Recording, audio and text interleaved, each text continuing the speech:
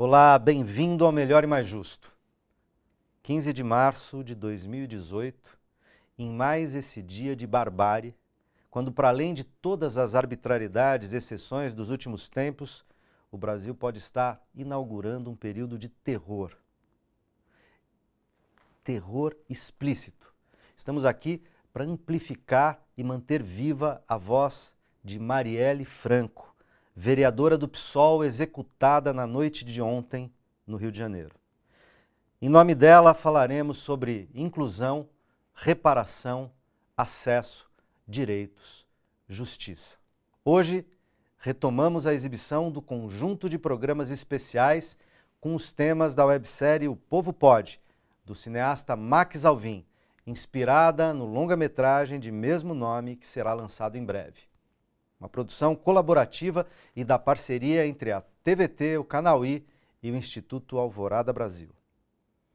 O capítulo que você acompanha a partir de agora fala de educação para a liberdade.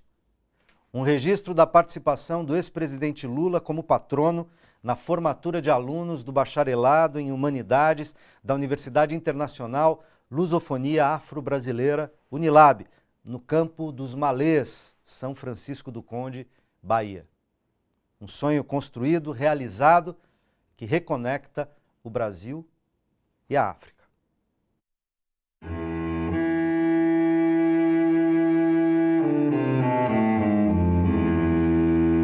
O nosso querido Paulo Freire dizia que a educação é um instrumento da libertação do oprimido. A educação pode nos transformar em sujeitos conscientes, críticos, participativos, em verdadeiros cidadãos. Quem quer pretas e pretos, pobres, indígenas, quilombolas, africanas e africanos no ensino superior? Porque você sabe que a ingressão numa universidade federal não é tão simples e a permanência é mais complicada ainda. Mas eu sou a primeira da família. A universidade tenta dar a voz à pessoa que não tinha voz antes e deixar o outro contar a história por ele mesmo e não seja contado por outra pessoa. Eu tenho contato com 5 nacionalidades do países africanos, né, que é Guiné-Bissau, São Tomé e Príncipe, Cabo Verde, Moçambique e Angola. Quando eu cheguei aqui, que eu tive a oportunidade de conhecer a história da África, porque lá os currículos, quase desses 5 países, se dá enfoque mais na história europeia, história da América do Norte. Foi a doutora Nise da Silveira. É dela a seguinte frase: é necessário se espantar, se indignar e se contagiar. Só assim é possível mudar a realidade. Nós nos indignamos com as injustiças e nos contagiamos pelo desejo de mudança. Por isso, criamos programas que colocam a universidade a serviço da transformação da realidade brasileira. Nem eu tô acreditando ainda, sabe? Recebeu o canudo de Lula. Ai, que é Lula, né, gente? Agradecemos, presidente, por ter sancionado a lei de criação dessa nossa Unilab, possibilitando que as duas margens opostas do Atlântico se reencontrassem, dessa vez em outras condições, para que assim nós, negras e negros, brasileiros e africanos, pudéssemos juntos construir uma nova história, de mãos dadas, a caminho da nossa emancipação política e social. Eu só quero ser feliz, andar tranquilamente na favela onde eu nasci, e poder me orgulhar e ter a consciência que o pobre tem seu lugar. E vocês, negros e negras africanos que estudam aqui, não devem nenhum favor a esse país. O Brasil está pagando as horas, os meses, os anos e os séculos que negros vindo da África trabalharam aqui até morrer sem ganhar absolutamente nada. De onde viemos, aprendemos a resistir desde cedo. Essa sempre foi nossa única alternativa.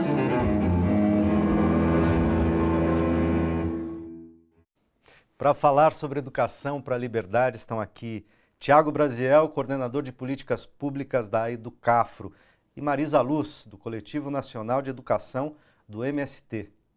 Bem-vindos. Obrigado. A Unilab é uma instituição federal de educação superior criada em 20 de julho de 2010 pela Lei Federal 12.289. Uma ação afirmativa e de reparação talvez ainda mais profunda do que o sistema de cotas raciais e sociais. Uma iniciativa que, na época, surgiu com claro alinhamento às políticas de expansão, interiorização, internacionalização do ensino superior do MEC, do Ministério da Educação do Brasil. E também alinhada ao processo de cooperação Sul-Sul para abrir canais de integração entre o Brasil e os demais países membros da Comunidade dos Países de Língua Portuguesa, a CPLP, especialmente os países africanos, Angola, Cabo Verde, Guiné-Bissau, Guiné Equatorial, Moçambique e São Tomé e Príncipe, além do Timor-Leste, que está no Sudoeste Asiático. No campo da democratização educacional, o que representam iniciativas de internacionalização, inclusão social e integração entre esses países? Marisa. Boa tarde aí a todos. Primeiramente, agradecer ao convite de poder estar aqui socializando também as experiências, mas também podendo ter oportunidade de a gente fazer um debate, e construir também debates importantes que possam fortalecer a perspectiva democrática da educação, da construção de um projeto educativo que de fato possa transformar, ser transformador, ser motivador e que também possa produzir um pensamento crítico no conjunto da sociedade. Então, entendo que debates como esse são importantes no sentido da gente fortalecer essa perspectiva política, de desenvolvimento. Então, pensar a educação nessa perspectiva transformadora, pensar a educação nessa perspectiva da inclusão social, penso que seja um dos elementos fundamentais para a gente poder pensar um desenvolvimento de um Estado, de um país. Então, as iniciativas criadas, sobretudo, no governo Lula, enfim, nesse período, proporcionaram a criar as condições para que o grande número da população hoje no Brasil pudesse ter acesso a um conjunto de políticas públicas e, ao mesmo tempo, uma qualidade de acesso à educação, que, de fato, pudesse, então, possibilitar também um maior, não só a produção do conhecimento, mas uma produção de uma visão mais crítica, do atual momento em que a gente vive na sociedade. E ser uma ferramenta emancipatória de fato, Com certeza, Ela necessariamente, necessita ser essa ferramenta emancipatória justamente para que ela se torne um espaço, mas também uma construção permanente, para que toda a sociedade envolvida, todos os atores sociais envolvidos também possam ter não só o acesso a essa política, mas também que possibilite capacitá-los, mas também identificar como uma ação que transforme essa realidade, a realidade cruel em que a sociedade hoje, que o Brasil enfrenta. Então, a educação, nessa perspectiva aí da liberdade, ela também coloca esse desafio para a gente pensar as questões atuais, mas, sobretudo, também projetar desafios nessa perspectiva da educação emancipatória para, claro, para uma visão mais crítica na sociedade. Tiago, entra na conversa e por dois caminhos. A Marisa terminou dizendo isso, quer dizer, experiências como essa, a Unilab, estão sob ameaça no Brasil, desde a queda da presidenta Dilma, nas condições em que ela ocorreu, a gente tem sofrido um conjunto de ataques muito fortes à educação no país. E a educação inclusiva, que produz integração, que produz reparação social, que emancipa, inclusive, etnias que são discriminadas e que são, em geral, o polo mais oprimido nessa estrutura tão desigual do Brasil, sofrem ainda mais. Se a gente tem ataques que são generalizados hoje, a possibilidade da democracia e da educação para a liberdade, para a democracia, aquelas camadas que são historicamente oprimidas e tal, sofrem mais ainda.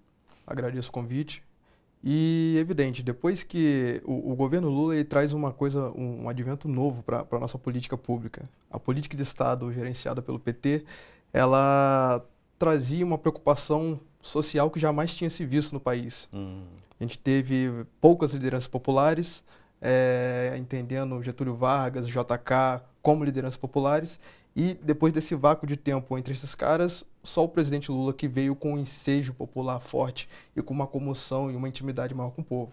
O povo negro, em especial, foi um povo muito beneficiado no ponto de vista educacional, porque jamais tinha se visto preto entrar na universidade até então. A política de cotas é um exemplo disso, garantindo 20% do ingresso nas vagas para o povo negro.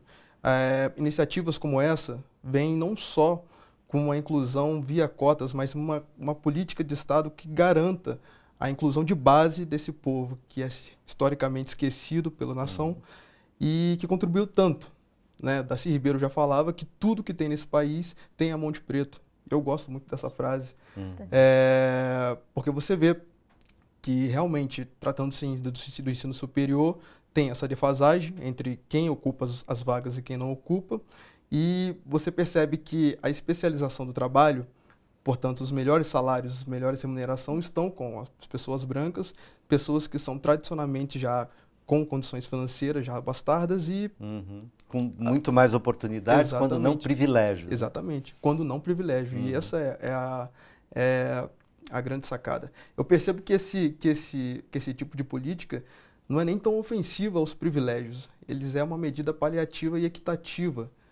Coloca as diferentes grupos vivendo nesse país, porque não são só os negros que são beneficiados, os deficientes, os indígenas, principalmente as mulheres, que passam a ter uma voz e um lugar de reprodução de cultura.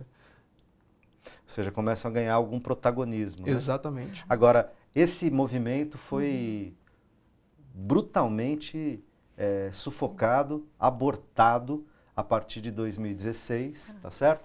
A gente viveu ontem, né, um dos efeitos desse aborto terrível pelo qual o Brasil vem passando, que foi a execução, né, da vereadora Mariela Franco no Rio de Janeiro. Uma jovem negra vindo da comunidade e que estava na militância e na luta pelos direitos, pela manutenção de direitos e contra retrocessos que o Brasil está vivendo hoje. Né? Como enfrentar a atual situação? Né? A gente vem de um passado muito recente, no qual houve avanços, estamos longe de ter situações ideais, mas avanços, como disse o Tiago aqui, protagonismo, né, ações inclusivas, etc., e que foram abortadas, né, muito visceralmente, né, com um monte de medidas. E o que fazer agora, Marisa? Que o MST, por exemplo, que tem sido protagonista na resistência, né? Ainda bem que temos movimentos como MST, MTST e outros, tá? São movimentos populares que têm dado algum alento para a gente tentar reconstruir a nossa democracia. Então, Luiz, de fato, nós estamos vivendo um processo de grande perca, né, dos direitos sociais constituídos historicamente pela classe trabalhadora, né? E isso a gente evidencia, né, no dia a dia, sobretudo nas classes populares, né, na população mais carente aí da sociedade. Né? Então, é muito nítido, né, o quanto que as políticas, o corte das políticas públicas, né, do orçamento, né, público, os cortes dos recursos para a perspectiva social, tiveram consequência, a partir de 2003, consequências drásticas para o conjunto da população, da sociedade. Né? Então, assim, e evidente, como consequência também, o aumento, né, da violência, enfim, o aumento da repressão, né, sobretudo, né, enfim, são consequências diretamente vinculadas a esse processo, claro, do golpe, né, no Brasil, né, e, sobretudo, a partir também de um processo em que o governo, né, o Estado brasileiro também retira essas conquistas, né, sociais aí dos trabalhadores. Né? Então, são consequências que hoje a gente tem visto, né, tem estado presente, porém, também enxergo que também há um processo também de resistência, né? Na verdade, há um processo, um processo necessário, né, de resistência a ser organizado aqui, né, sobretudo urgente, no campo, né, da esquerda, no campo popular. Então, acho que a perspectiva, sobretudo do MST, também compartilha, né, dessa avaliação, dessa compreensão da necessidade da unidade, né, das organizações, do campo progressista, para que a gente possa construir uma frente ampla e de forças, né, para a gente fazer um enfrentamento, né, às medidas cruéis às quais a política de Estado hoje está nos impondo. Então, nessa perspectiva, eu acho que a unidade das organizações, né, a participação da luta, né, a luta unitária, né, a construção também de ferramentas, de debates, mas, sobretudo, de uma estratégia da ação, né, em perspectiva, ela é necessária para a gente superar e conquistar, né, melhores condições, né? Então, nessa perspectiva também se coloca, então, esse elemento fundamental que, no meu modo de ver, enquanto MST, temos defendido, que é a perspectiva da unidade das forças populares, né, para a gente conseguir enfrentar esse momento da conjuntura. O Tiago, ontem um dia de luto, né? Teve também na cidade de São Paulo uma manifestação dos professores, estamos falando de educação, no episódio da websérie O Povo Pode de hoje, né? De educação, a gente teve manifestação dos professores ontem, está tendo hoje também, mas teve ontem, e eles foram recebidos de maneira truculenta, foram agredidos de forma covarde por agentes públicos da Guarda Civil Metropolitana na Câmara Municipal de São Paulo. Até os próprios poderes públicos reconhecem excessos. Aquilo não é excesso, né? Aquilo é massacre. Verdade. Mas ainda eles reconhecem algum tipo de erro ali. De todo modo, parece que no atual momento as conquistas, as várias conquistas, elas não só estão sendo ceifadas no campo educacional, mas muitos retrocessos são colocados fortemente. Como ler? O que significa isso em sentido geral? Por que isso está acontecendo agora? E como isso impacta o que a gente está chamando, o que o episódio chama de uma educação para a liberdade, né? Pois em 2009, ainda quando eu estava na corrida presidencial, na formação de chapas, teve uma palestra do PMDB interno para ver quem seria o vice do PT, e o Michel Temer, nessa palestra, ele chega e fala duas coisas que me chamam a atenção. A primeira é que o Eduardo Cunha era o homem de confiança dele. A segunda é que de 30 em 30 anos o Brasil sofre um golpe. Depois que passa o golpe, todos os golpes brasileiros são assim, você tem uma série de acontecimentos de natureza hostil e letal a lideranças populares. E isso não está sendo diferente. Isso se reflete aconteceu com a companheira Marielle Franco ontem, que era uma grande liderança no Rio de Janeiro, era uma que com certeza conseguia quebrar o sentimento de medo que nossa população, principalmente nós, eu sou fluminense, sentimos lá com intervenção militar, com a hostilidade da própria polícia e até da própria segurança pública. A gente está sobre um estresse muito grande, e ela vinha como um reavivamento, uma brecha de esperança. Então, quando a gente perde uma liderança dessa categoria, o povo sofre bastante. Sofre bastante, mas não se engane, isso é normal. Isso é normal na nossa triste história. Isso é comum, né? Isso é comum. Não devia ser, não é normal, né? Mas é comum, perfeitamente. Né? Infelizmente é comum. Né? Infelizmente a história brasileira vai se repetindo. E assim como o presidente chama, Michel Temer disse, de 30 em 30 anos temos um golpe. E o passo seguinte, a derrubada do governo, é sempre a morte das lideranças que ou já existem ou estão se formando. Então, tem que ser feito, como a companheira falou, enfrentamento. Temos que agir enquanto base da força das nossas lideranças, e as lideranças têm que se tomar cuidado e saber o chão que pisa. Quanto a São Paulo, quanto ao que aconteceu em São Paulo, os professores nesse país, eles são maltratados mesmo pelo poder público.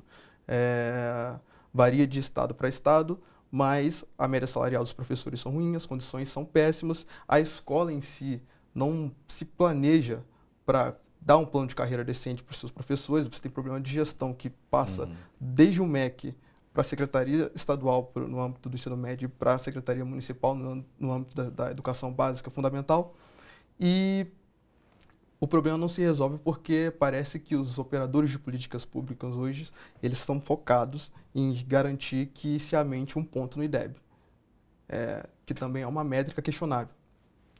Então, assim, as atitudes dos professores ontem foram completamente entendíveis, dado o cenário, e me surpreende que a polícia tenha tratado eles daquela forma.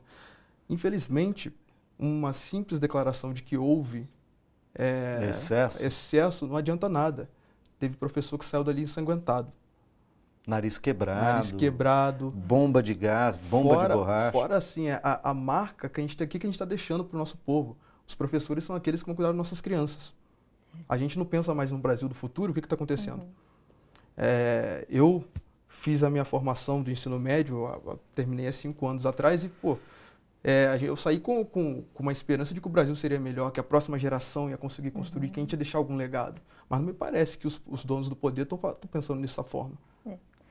Talvez assim o que a gente pode identificar também no cenário mais político e atual também é consequência de um processo de precarização do ensino público, né, da educação na sua totalidade, né? Então, o que a gente pôde também presenciar ontem, toda a violência, né, em torno aí da mobilização, da manifestação pacífica, né, dos professores ontem aqui em São Paulo, ela também nos traz como, vamos dizer assim, como ideia essa realidade, né, de muita dificuldade, de precarização ao qual não a política pública de educação, mas o sistema de educação como um todo hoje tem enfrentado, né?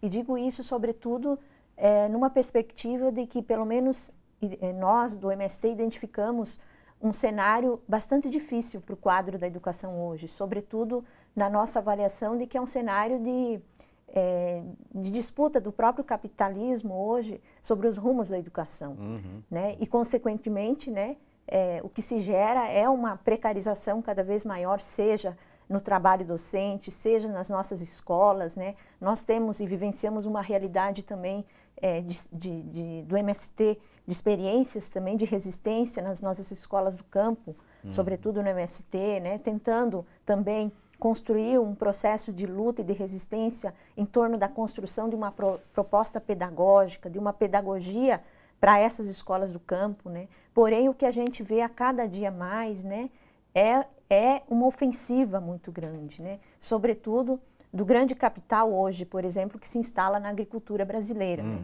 E esse capital tem influência direta, que é o agronegócio, né? Tem influência diretamente nas políticas também educacionais, fazendo com que cada vez mais, né, o sistema de educação também se precarize cada vez mais, né?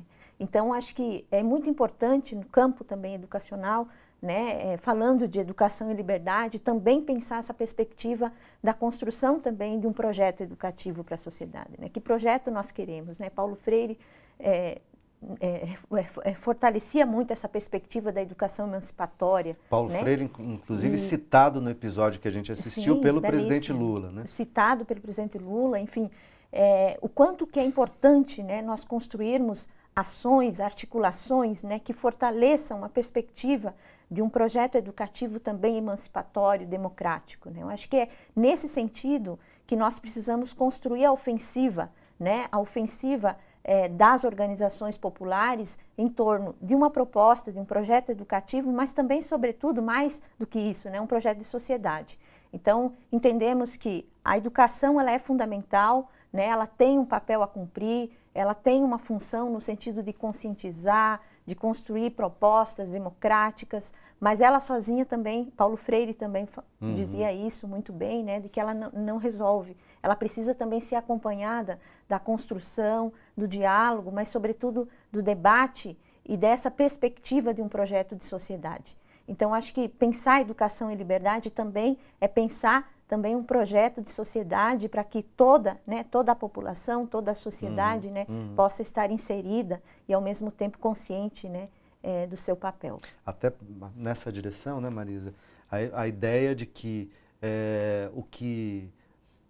o governo atual, com os retrocessos que ele nos impõe, ele não apenas precariza o projeto de educação, ele tenta destruir um projeto de educação que a gente estava tentando, com que o Brasil estava tentando construir, um projeto de sociedade que o Brasil estava tentando construir, na disputa do que você estava chamando, na disputa do capitalismo atual. Então, precarizar, mas ao mesmo tempo produzir um projeto que é ao mesmo alienante e instrumental. Né? Certeza. A educação para instrumentalizar a população, para se manter alienada, refém e mão de obra para os interesses do capital, né? Que era exatamente o caminho oposto que a gente estava tentando trilhar e que, citado pelo presidente Lula no episódio que a gente viu, é exatamente antagônico àquilo que o Paulo Freire entendia por uma educação para a liberdade, né, Tiago? Verdade, verdade. É a triste finalidade dos governos, o triste fim dos governos de direita no país, que é ver a sociedade contida no mercado, quando na verdade é o oposto. A formação nunca vai ser, a educação nunca vai ser libertadora enquanto ela não estiver preocupada com a formação social. Não se tem uma formação social se o próprio indivíduo não conhece sua história. A gente pode pegar aí, a companheira falou de projeto pedagógico, a gente ainda estava conversando cedo, nós temos uma educação que é completamente eurocêntrica. Guerreiro Ramos já acusava isso em 1950. No episódio, um aluno lá da Unilab também diz isso, né?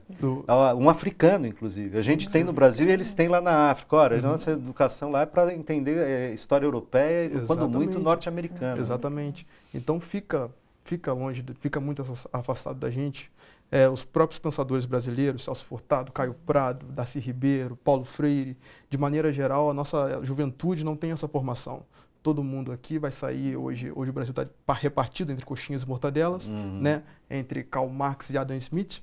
Então, assim, você não consegue fazer realmente um processo dialético de pensamento, você não consegue realmente criar uma visão original sobre o seu país, porque você não conhece o seu país.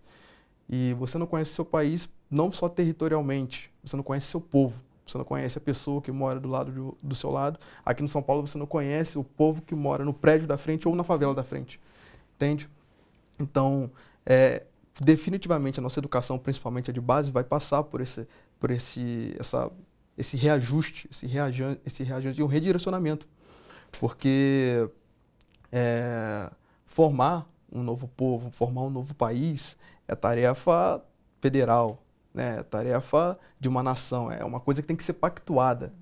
E não se faz isso isolando o povo da discussão, não se faz isso atirando em professor, não é verdade? Então, acho que sim, os movimentos sociais... Ou seja, não é isso que eles querem fazer, negativo, né? Negativo, em absoluto. Em absoluto. Por isso eu reafirmo o que a companheira disse. Temos que ir para o enfrentamento, mas com um enfrentamento estratégico. Nós temos que ter muito bem nossas pautas em mente e pontos em que todos os movimentos vão se centralizar. A educação é o primeiro ponto disso. Segurança, com certeza, é outro. Saúde também. Precisamos de um povo educado, se sinta seguro, saudável, que coma bem, que seja bonito, né? Porque eu percebo que a classe média fala muito da feiura do povo. O povo é feio porque não se alimenta direito. Se não se alimenta direito porque não tem dinheiro. Não tem dinheiro porque não tem trabalho porque não tem educação. A Linda Lins diz o seguinte: como fazer educação, criar pensamento crítico, como vocês estão dizendo, na juventude, se os golpistas perseguem os professores, principalmente nas disciplinas que abrem o debate sociopolítico, como sociologia e filosofia? A gente vai responder essa pergunta e outras já, depois do intervalo.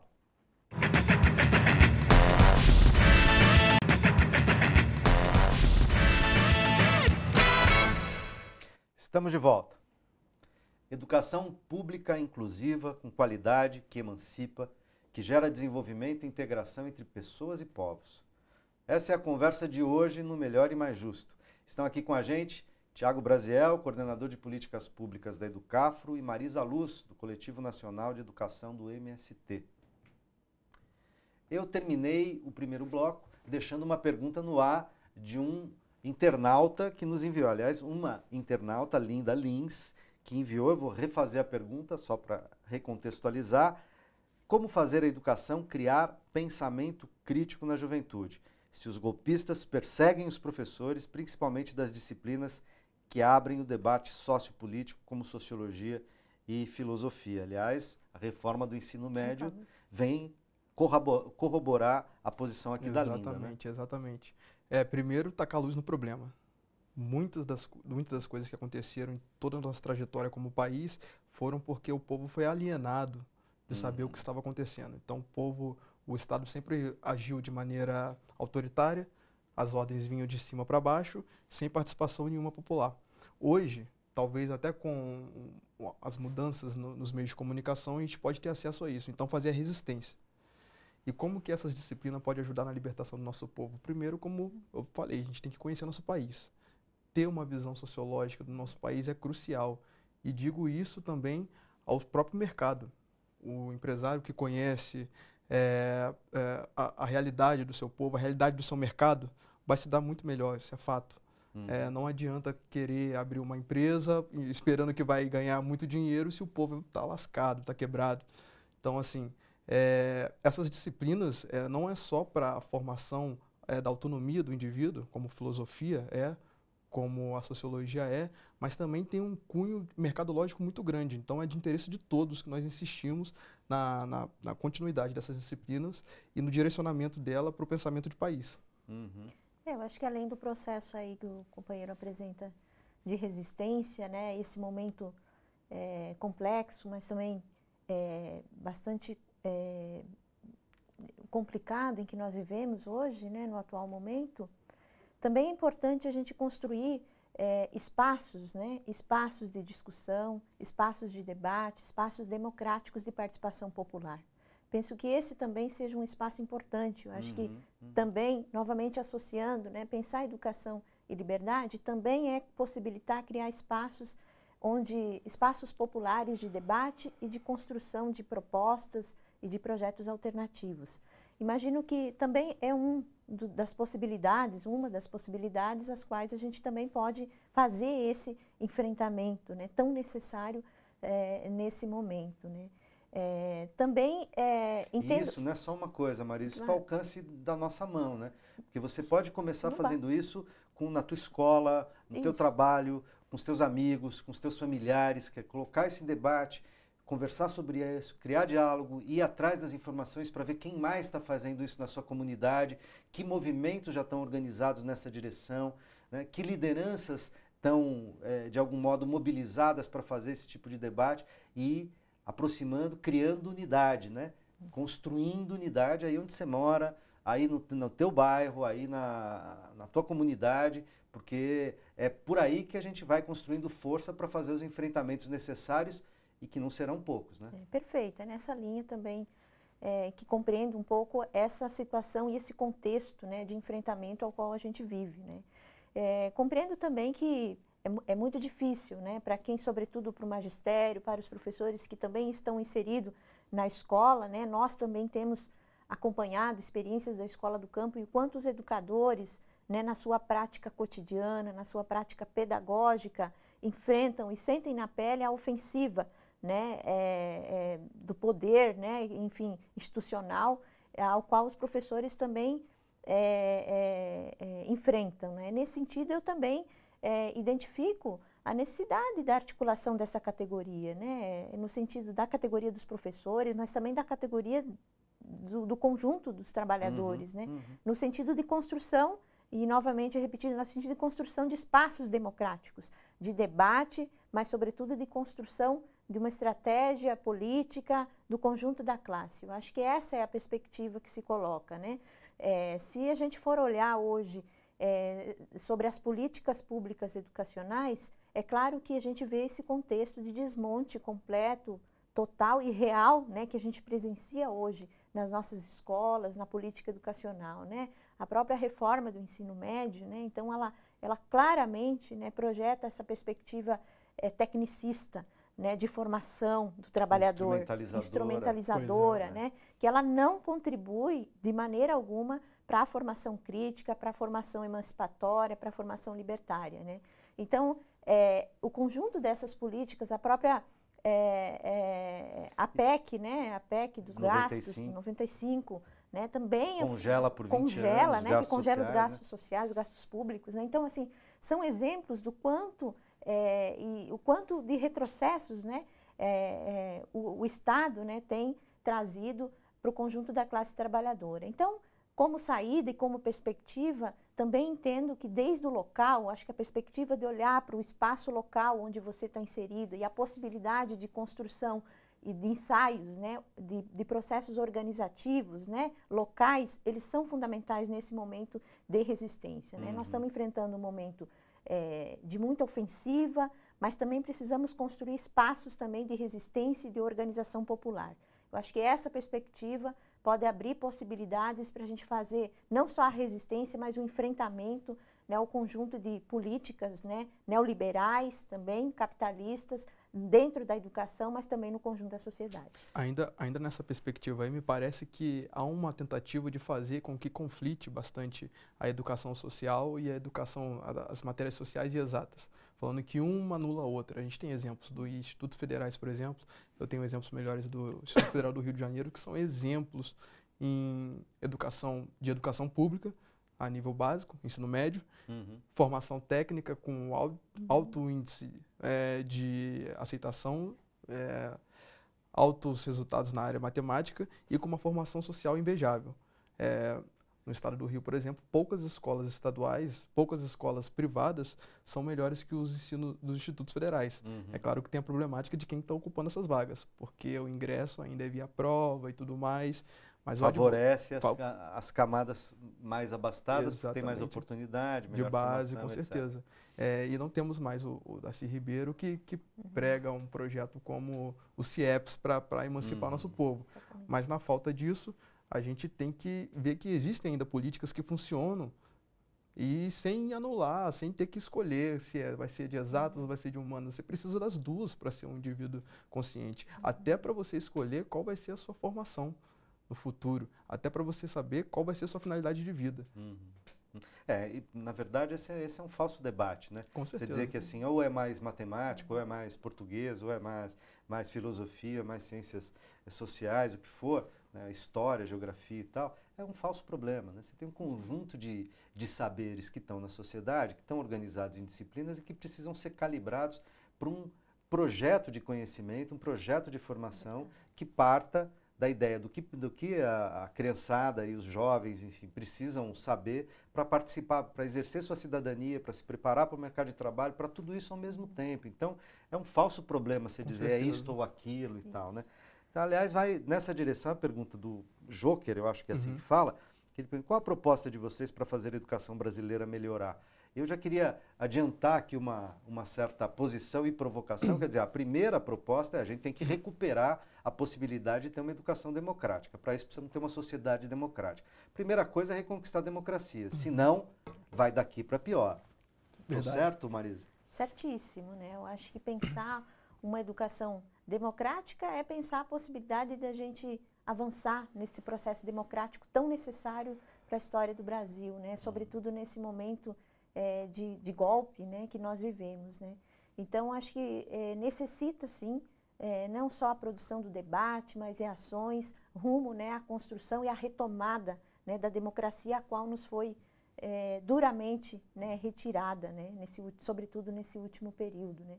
Então, penso que pensar também educação e liberdade também é pensar essa perspectiva de construção de um projeto maior, né, associada a essa perspectiva também da retomada da democracia. É tão fundamental para a gente projetar aí os nossos anseios e também a própria qualidade de educação que a gente tanto almeja. Então, nós estamos conversando, o Thiago vai responder essa pergunta do Joker aqui também, mas eu quero lembrar você, nós estamos conversando sobre isso a partir de uma experiência não só comovente, mas emancipadora lá de 2010, que começou em 2010, que foi a Unilab, esse projeto de educação superior, de fazer integração Brasil, Sul-Sul, Brasil-África, sobretudo, de fazer uma reparação histórica, a nossa dívida histórica para com o povo negro, o povo preto, brasileiro e africano, né? E que veio da África para o Brasil na condição de escravo. A gente viu um belíssimo episódio da websérie O Povo Pode, sobre educação para a liberdade, lá na Unilab, né? Nessa universidade que constitui esse projeto, tem 4 campos no Brasil, 3 no Ceará e 1 na Bahia.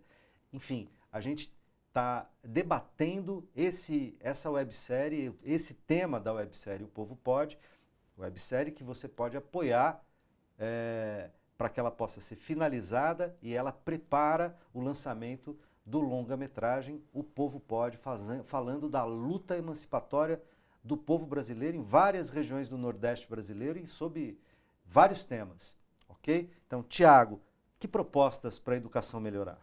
Então, a gente tem que ter em mente que, realmente, só quando a gente recuperar a democracia que a gente vai conseguir fazer uma educação que preste nesse país. Até porque, foi o que eu disse antes, isso tem que ser pactuado. E isso é pactuado com todas as classes, com todas as legendas, abertamente com a sociedade. Do contrário, é sempre o grupo que está no poder, a elite do dinheiro, do rentismo, das finanças, da política, enfim, da comunicação e tal, é que vão definir as coisas e impor ao resto da população. Né? E vão ser apenas programas de governo, não de Estado, que é o que a gente precisa. A educação tem que ser pensada a longo prazo. Não a educação para daqui a 5 ou 10 anos, mas sim para daqui a 50. Que faz sentir saudade dos projetos quinquenais, não é verdade? A gente tem que ver também que já existem políticas públicas que têm a capacidade transformadora. Elas, mais uma vez, são isoladas, não é verdade? Então a gente tem experiência de Sobral, Ceará, que foi uma política pública a nível municipal, também foi pactuada entre a sociedade. Então eles conseguiram tirar, fazer uma varredura, observar todas as mazelas que tinham na educação. O Veveu Arruda fala que em Sobral, na década de 90, você tinha diretor que era analfabeto, diretor de escola, não é verdade? Então, você realmente fazer uma varredura do que tem na sua educação e fazer o projeto acontecer, investir dinheiro, porque grande parte dos governos, quando você tem um projeto transformador, eles não querem investir dinheiro, falam que vai parar no problema orçamentário. Só que, assim, educação é prioridade. Deveria ser, né? Pois é, deveria ser prioridade. Então, assim, eu acho que vem primeiro a educação e depois todos os outros gastos, né? A gente vai olhar o gasto do PIB brasileiro, como é que está, o gasto do orçamento anual, né? Do orçamento federal, e você vai ver que 8% são dedicados por ano à educação. Apenas 8%.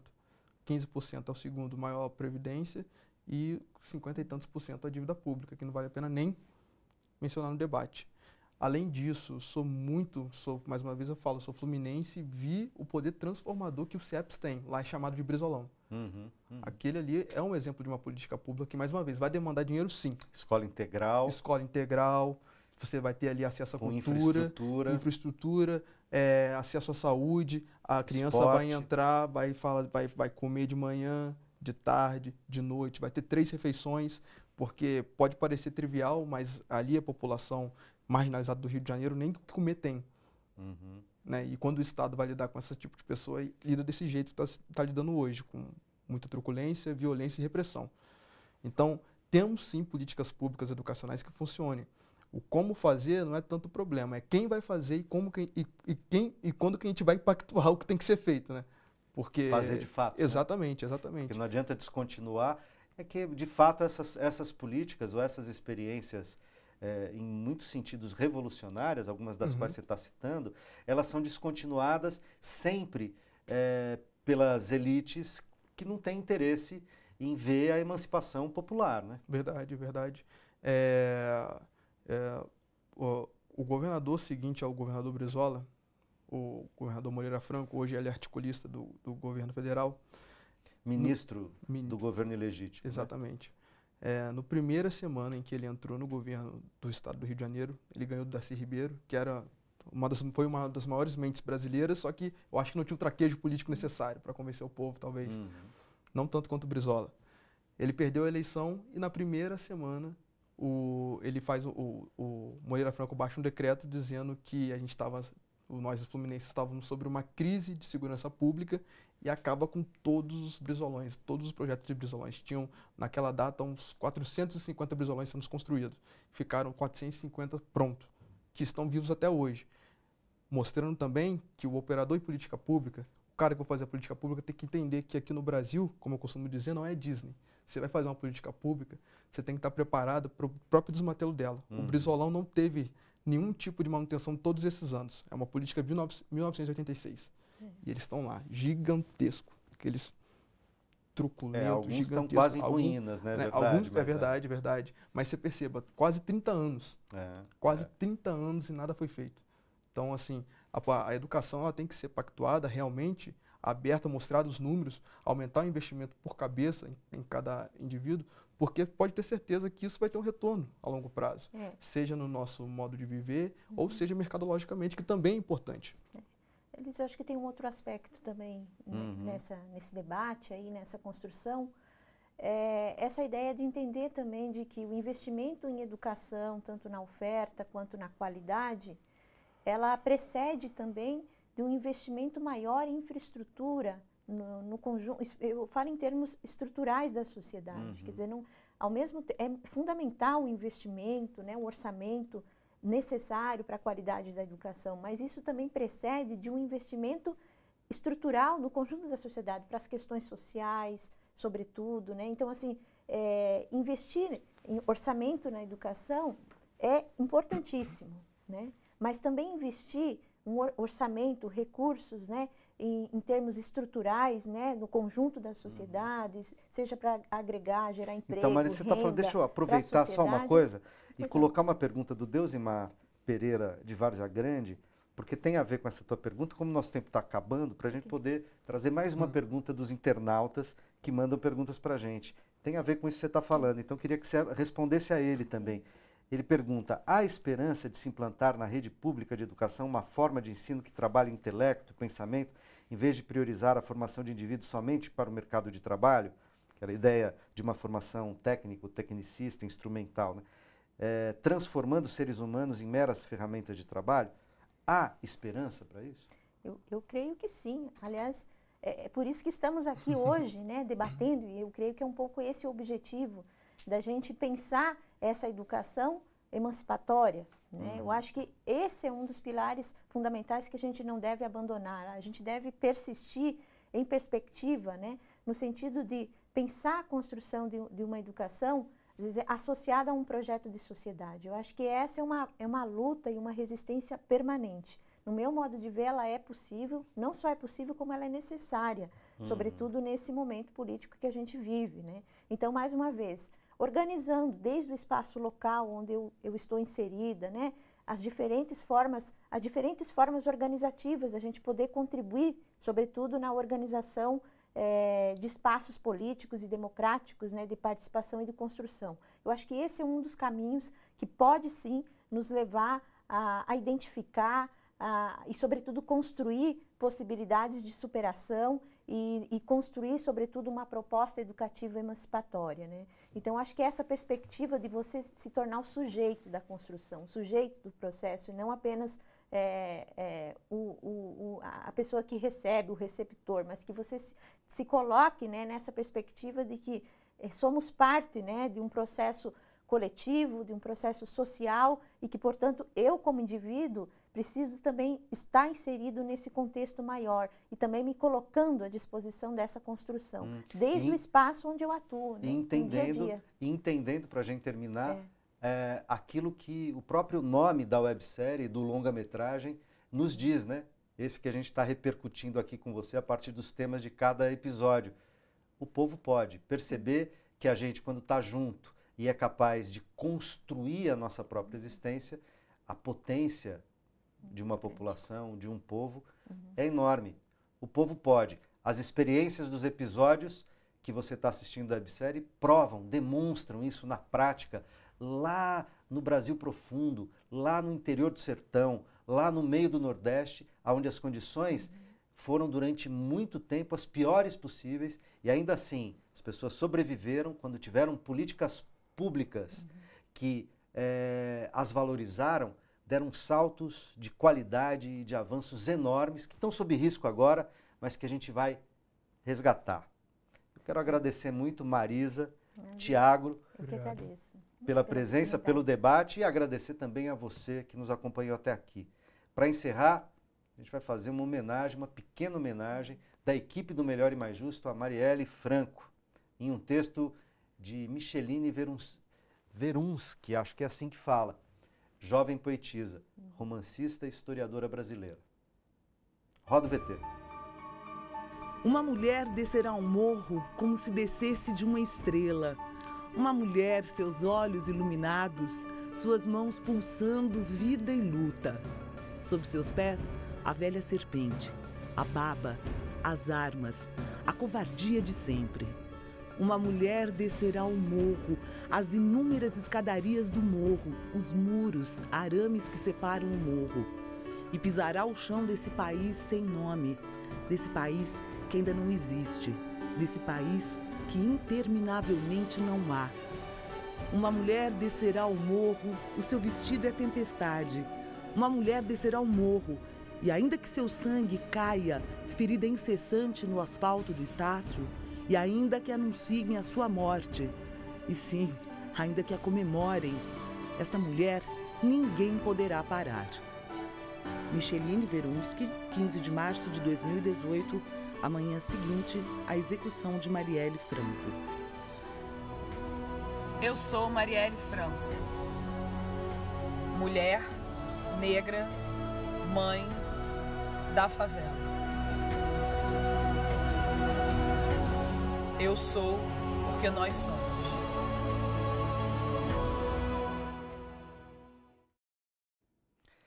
A gente se encontra na próxima quinta ou a qualquer momento pela internet.